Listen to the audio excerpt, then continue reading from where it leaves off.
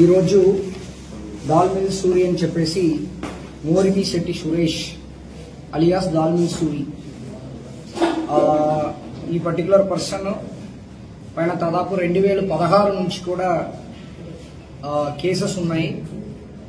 అన్ని కేసెస్ కూడా economic offences cases ఉండేది.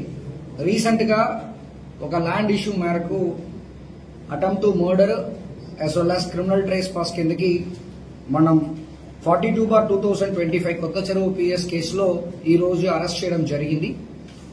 వీళ్ళ బ్యాక్గ్రౌండ్ చూసుకున్నామంటే రీసెంట్ గా వీళ్ళ తమ్ముడు మోరిమి శెట్టి పండు అలియాస్ పండుని కూడా వీళ్ళిద్దరు కూడా కొత్త చెరువు విలేజ్ చెందిన వాళ్ళు. వీళ్ళిద్దరు కూడా వ్యవసాయులు, అదేవిధంగా బిజినెస్ మ్యాన్ దగ్గర సరుకులు తీసుకున్నట్టు తీసుకుని దాదాపు 250 to 300 కోట్ల వరకు మోసం చేసినట్టు మనకి కేసెస్ రిజిస్టర్ అయి ఉన్నాయి.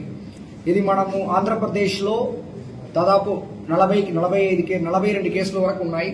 అదేవిధంగా అదర్ స్టేట్ లో కూడా దాదాపు 7 to 8 కేసెస్ అన్ని కలిపి దాదాపు 55 కేసుల వరకు ఈ వ్యక్తి పైన మోరిమి శెట్టి సురేష్ పైన ఉంది. అదేవిధంగా మోరిమి శెట్టి పండు పైన కూడా దాదాపు అదే 55 కేసులు ఉన్నాయి.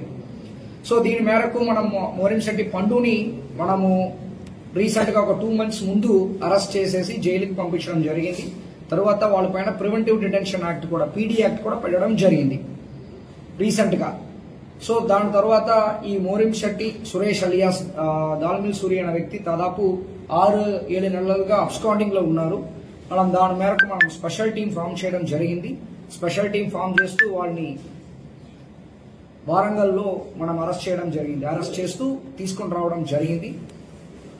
సో వీళ్ళ పైన ఉన్న కేసెస్ అన్నిట్లో కూడా బాధితులు ఫార్మర్స్ ఎక్కువ ఉన్నారు, అదేవిధంగా బిజినెస్ మెన్ కూడా ఎక్కువ ఉన్నారు. వీళ్ళు వేరుశనగలు, అదేవిధంగా చిల్లీ, అదేవిధంగా బియ్యం ఇలాంటి ఎక్స్పోర్ట్ బిజినెస్ చేస్తున్నట్టు చేస్తూ దాన్ని ఎక్స్పోర్ట్ చేయకుండా డైవర్ట్ చేస్తూ లోకల్ మార్కెట్స్ లో అమ్మడం వల్ల దాదాపు 250 to 300 కోట్లు మనకి ప్రజల్ని మోసం చేయడం జరిగింది. ఇక్కడ నేను వచ్చిన తర్వాత కూడా అనంతపూర్ నుంచి ఒక ఇద్దరు వ్యవసాయాలు కూడా వచ్చేసి కంప్లైంట్ ఇవ్వడం జరిగింది.